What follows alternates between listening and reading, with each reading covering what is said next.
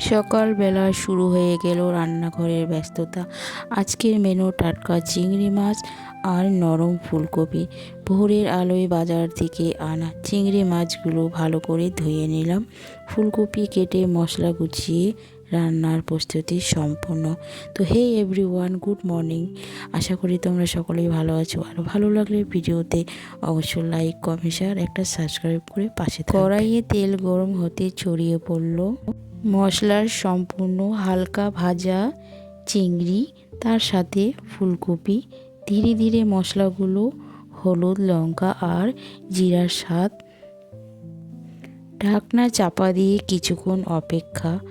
আর সেই ফাঁকে রান্নাঘরের ভরে উঠল ঘরোয়া সকাল গন্ধে। তো শেষে একটু গরম গরম ভাত, সাথে সাধারণ হলেও মন ভরা একটি বাঙালিয়ানা সকাল।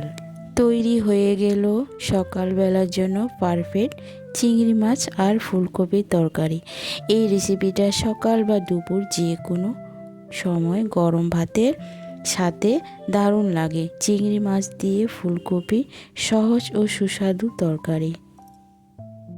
এর সাথে একটা ভাজা না থাকলে কি হয়, আলু, ফুলকপি, ডাঁটা দিয়ে মিলিয়ে একটা ভাজা, তাহলে একদম পারফেক্ট দুটো তরকারি।